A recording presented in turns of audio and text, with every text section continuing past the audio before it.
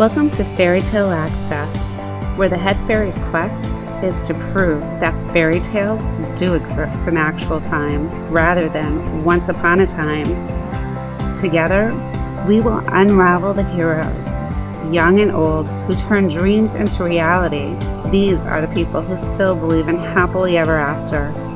The discoveries will bend even our most cynical non-believers into believing in fairy tales.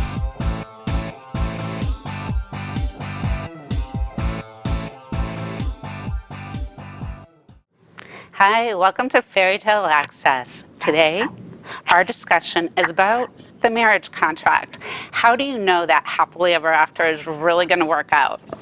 And to discuss this topic with me, I have Dr. Walid from Egypt. Good morning. Thank you for joining us. Good morning to you. Thank you to you also. My pleasure. And Dr. Walid, how do we pronounce your last name? My name is Walid. Last name is El-Manzalawi. It's hard for Americans to pronounce it, yeah. Yes, I'm sorry. So you're a human development consultant. Can you tell me a little bit about your work? My work is mainly interested in people. I work only with people, no machines, no other hard things, just with people. Interested mainly in human communication and human development. Egypt has a lot of population also. It has more than 100 million Egyptian as a population. So people must care about developing others either on career level or personal life level. It's in brief. Wow. So the discussion is the marriage contract. What should couples do before they get married to make sure that things are going to work out?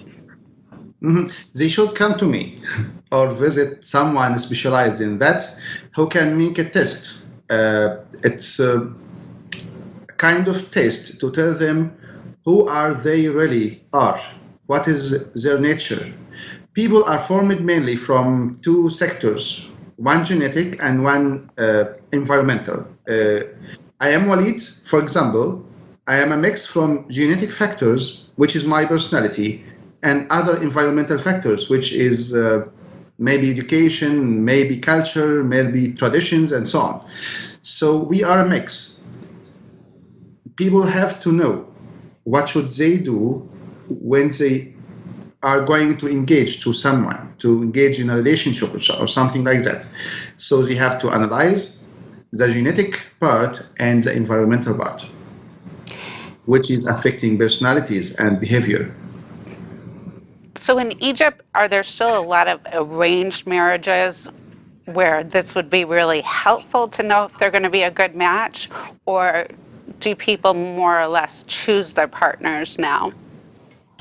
There are two ways to choose partners: either to fall in a love story and they love each other and marry, or maybe they ask families, I want to marry someone, so I ask my friends and my family, and it's not with feelings. It just we call it social marriage, some kind of social marriage without love or emotions, but unfortunately, no one asked about the things I told you about in Egypt. No one is interested to know. Just we love each other, so let's marry. This is what is it going, or how is it going here? So no one is asking a specialist or an expert in that. Are we really suitable to each other? No one can ask. Or maybe very few ratio in the Egyptians are interested in that, because also it's not famous or common here to know that there is someone specialized in this kind. Wow. So what type of topics would you ask couples about when they're ready to get married, or they're thinking about it, or they're in that I'm in love stage and it's going to be perfect? It's not just topics. When I'm analyzing personalities, for example, I'm analyzing the basics. So I cannot tell you what I'm searching for. you will not know what I'm searching for. I ask you a lot of questions, has no relation with marriage, has no relation with anything. Maybe I'm asking you about your education. How did you see your partners? How did you see your teacher, and so on?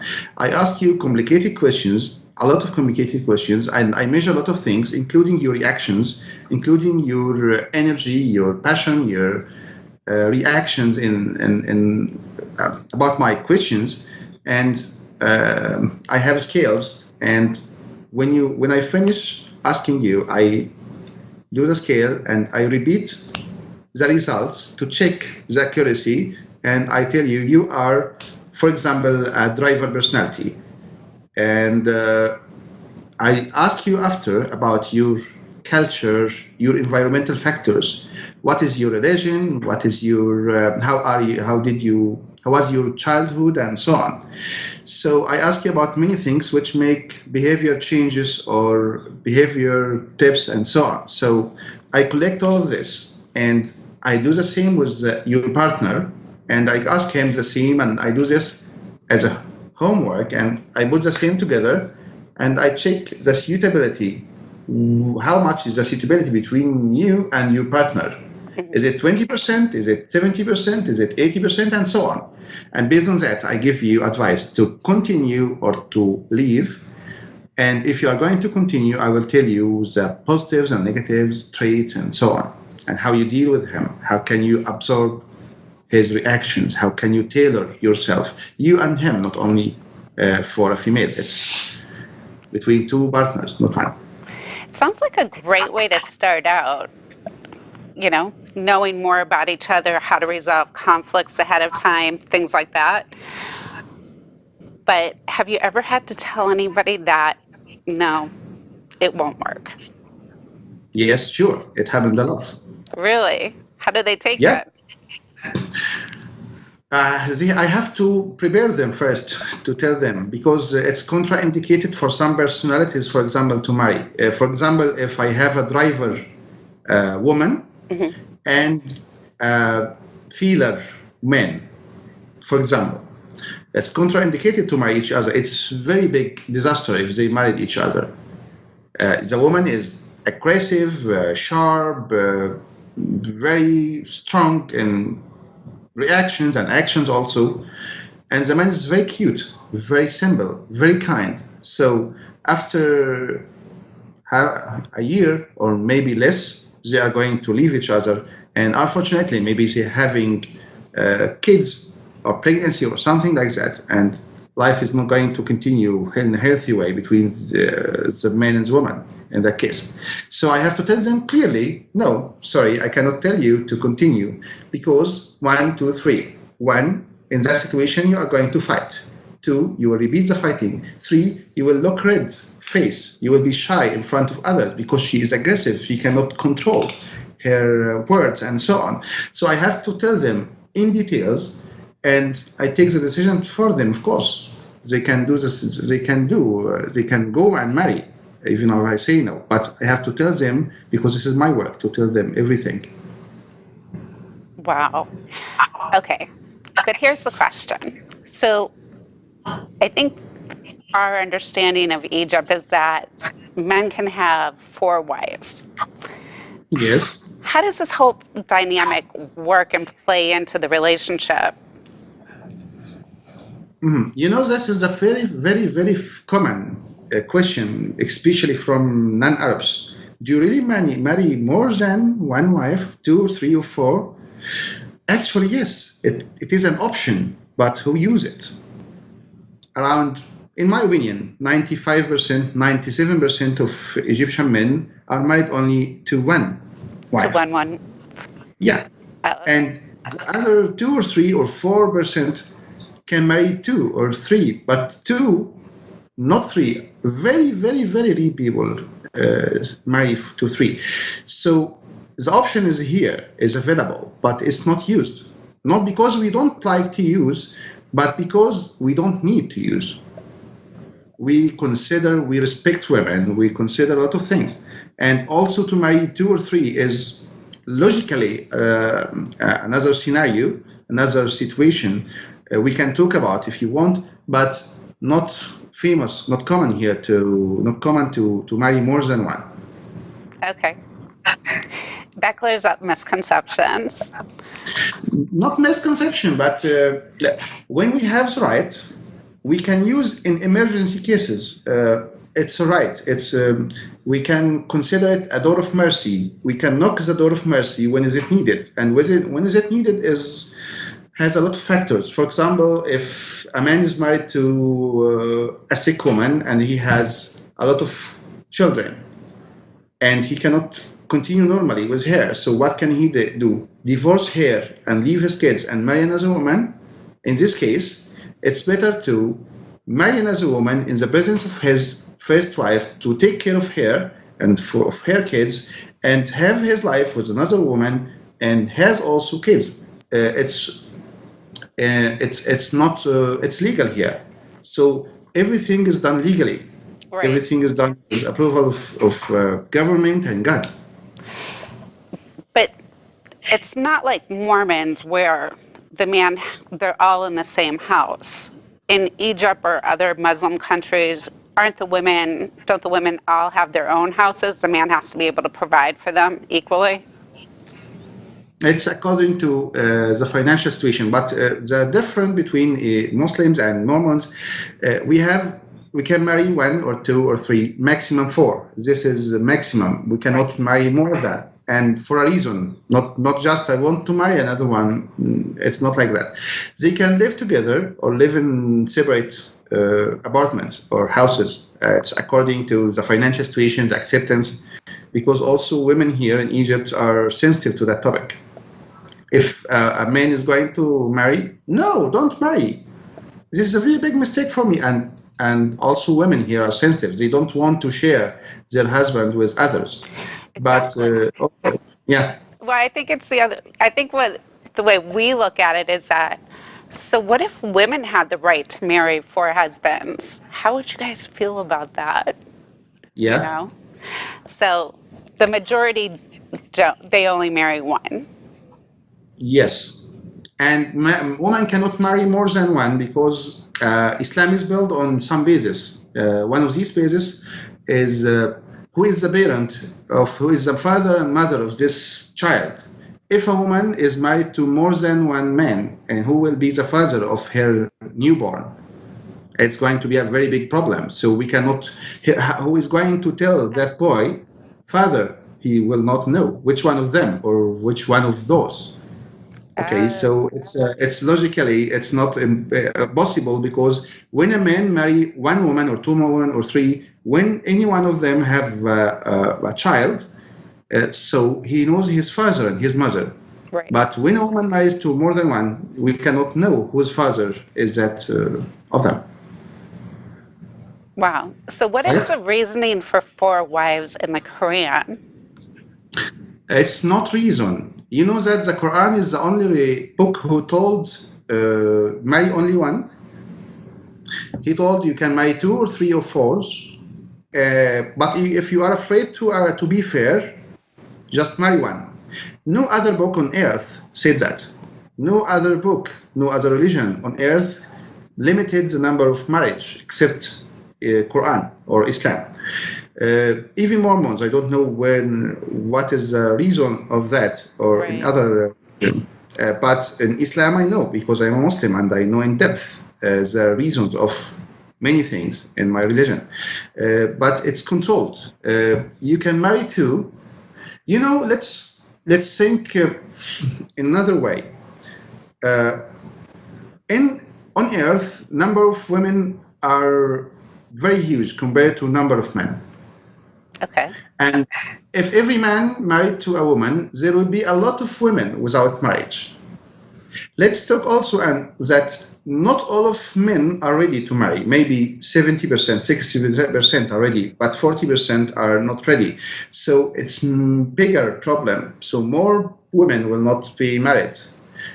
And let's continue also that some men have abnormal orientation. We call it abnormal orientation. Maybe in other communities it's normal, but in Egyptian and Arab countries, there are some other abnormal sexual orientation. So another number of men falls. So a larger number of women has no possibility to marry.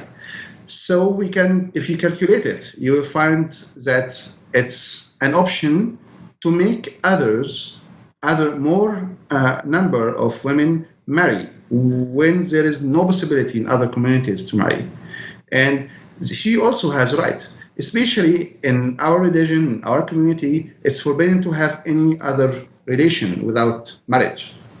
Only marriage is the legal and religious way to have a relationship. So they will be forbidden totally from any other option. What about divorce now in Egypt? Are Very women high. able to instigate divorce? Yeah. Okay.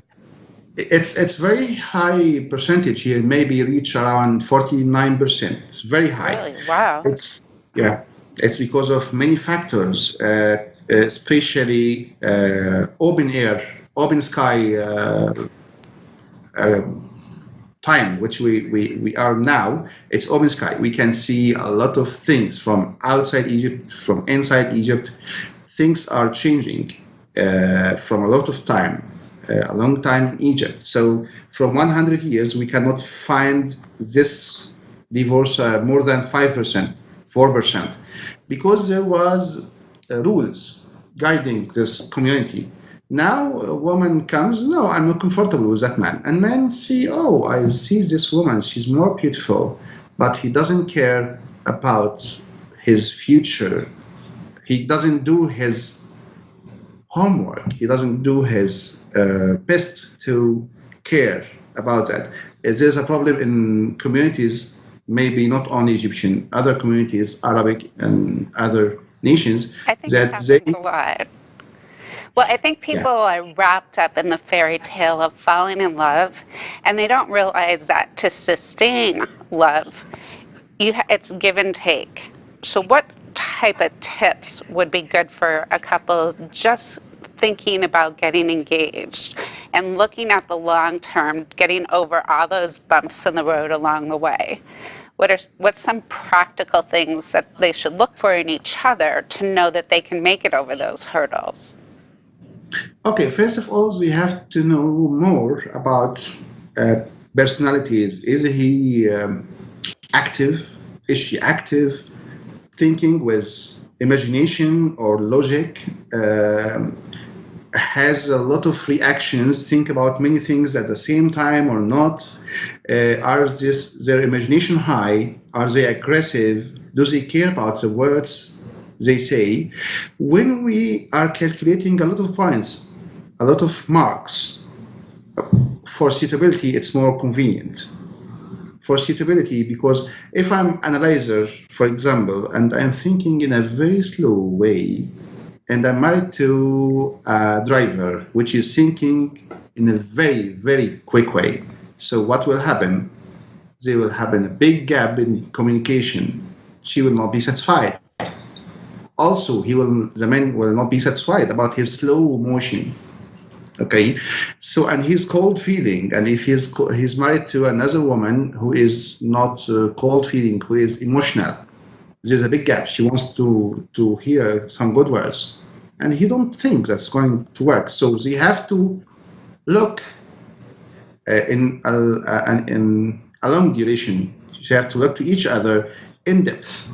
Not I like his face, his green eyes. Not I like her style. Not I like that. This is going to lose its taste after some days of marriage, of relation. But in a long term, what is inside is more important. Absolutely. You have to see them every day. Yeah, For I have to see them. Yeah. So, what about having arguments? Is there a good way to have an argument in a relationship? Yeah. Is it okay to disagree? Argument is normal. We can argue with anyone anytime, but how can we do that? It's important. How can we do that? So, for example, if they know each other, for example, if they came to me and know each other and they have argument, they will say, yes, This is because you are an analyzer. You have to look for facts. You take a lot of time. This is you. And for me, I see the other face. So let us see together how can we solve it. They must understand each other to continue. It's very, very important to have argument, but it's very important to know how to control it, how to understand it. Argument is normal, but it's a stupidity to let argument control our bad behavior or our mental or emotional status. Now, what about the community and the family that you're married into? Does that play a role? What if you don't like your future mother-in-law, or, there's just somebody in the family that makes you crazy and there's just different agreements? What do they do in those situations? Is that a reason not to get married, or are there ways to make the other person understand that you don't want to be there a lot when that person is around? What I understand, because some words fall in the way coming to me, what I understand now, if there is a problems in mother-in-law between a person and his mother-in-law, or right? Right. That's right? Okay, first of all, they have to be more clear with each other. If any relation have occurred without clear factors, it will be very bad, because if I hide something, it will explode in her face in the future. So I have to tell my partner that there's a barrier, which is her mother, for example, and let us suit that. Let us hide things which she's going to consider bad between us, but it's okay. Let's hide some emotions, because she loves you. You are my wife, and she's going to consider that I took you from her. We have to respect that. We have to care about that. This is human nature. So let's talk about that clearly. Let me tell her, and she tell me about these factors or these points in a very clear way, because it's good to control this before it happens, before problems occur. Wow. So what about factors that contribute to choosing a life partner? What should you know about yourself and the person you should choose for a partner? Before I work this, I didn't know who is me, who I am. I didn't know that. And most of people doesn't know who are they. We just live, we just react, but we don't know what is this coming from. So we have first to know who are we, who is every one of us. Exactly. First, I have to know who is my partner. I have to study him. When a man is going to marry a woman, for example, and the woman is here waiting for him to visit her in a family situation, she prepares a lot of things. A lot of time takes for just one day, maybe 3 hours or 4 hours, preparing a lot. But people do not prepare for their 40 years. You prepare for 3 hours a lot, and they didn't ever take a deep look about how can we live for 40 years happy, cooperating. So I have to know who is my partner in depth.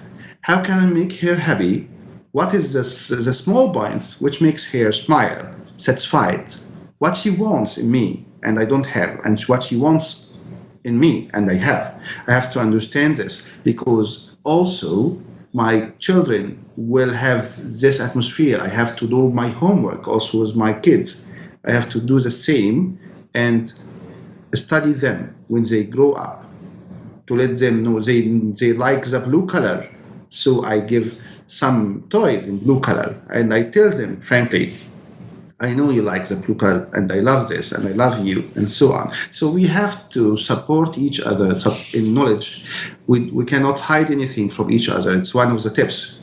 Hiding between couples, very dangerous thing, because if you hide something, and I discovered, the problem is very big. So let's be clear always, honest always, and this is not easy, by the way. We can say it in a TV show, but it's not easy at all. It's very hard. So we have to train ourselves for that, to understand each other, to accept. Accept is very important point. Accept each other, and it's not easy also because as a human nature, there's a lot of conflicts will happen because of not accepting my life partner. I can stop her anytime and say, I don't like that in you, I don't accept that. So why did you marry her if you are going to say that? Why didn't you make your homework before marrying her and you know that it's her nature? Most of relations fall because of superficial judgment, superficial dealing with each other. Good point. And I think a lot of people look at, talking to a psychologist or a human development consultant about their relationships as having, there's this whole stigma with having a mental problem or, but I think that the way that you presented how these couples should talk to each other, talking to a consultant, maybe the first one isn't, a good fit.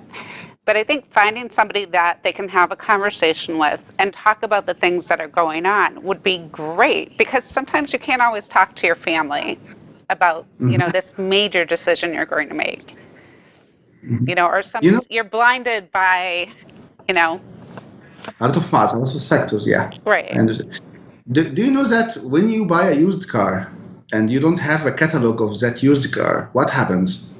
You misuse it. You use it in a wrong way, and many things happen wrong. Our mission is to give you the instructions and the advices how to use your car. In our level, how to use yourself, how to put yourself in the best situation which is suitable to you, how to choose your life and your career, how to choose your work. For example, many people, around 79% of people go to work every day unhappy because they are not suitable to their work. 79% is not few, very few, it's very high. It is very high. Yeah, so if you choose your right work, you will go every day happy. You will not find a lot of difficulties. It's according to who you are and who gave you that advice. Is he professional enough? Is he just in the beginner, or what? So you have to ask. Not you, anyone have to ask for help, for guiding. And this is very critical, very important. Not everyone can find a man or woman who is considered trustable to ask. And I'm happy to be one of those who changed the lives of a lot of people, and big decisions made after sitting with me for a while. It's not a big thing I do, but this is my job to change other lives. That's great. It's the art of communication. Yeah. Not only communication, to accept. Yeah, not only communicate. It's a matter of communication, but communication is the little part over the ice mountain under the water. It's a small part, which is seen to each other, to everyone. But there's a lot of work in the mountain, the ice mountain under the water. We work down and results appear up. That's a good point. So before we close today, what was your favorite book growing up? What is my favorite what? Book. Book. I think like you, traveling. I like books about traveling. What's it about? About traveling? I understand others. When I was in Dubai, for example, I was working with a lot of nationalities. It makes me huge experience, gave me huge experience. When I work with 100 nationality, before it, I didn't understand that they are people on earth thinking like that differently. They are people behaving like that, which there are things I didn't expect it happens, and I saw it with my eyes. So I had more experience about others. It made me also behave differently with with people from other nationalities. For example, when I meet an Indian, it's totally different. Also, to understand his pronounced English when we say, because for me, English is not my mother tongue. It's my second language. So I'm not fluently in English like you. It's your native tongue. So to understand others' language and to understand other behaviors and cultures, it was very important. And religion, but also not also cultures. Well, thank you. Shukran. So, thank you for it. My pleasure. Thank you so much for joining us. And until next time, keep asking questions. There's so many different things you really need to know about your life partner, and you should do that all before the big day. Take care.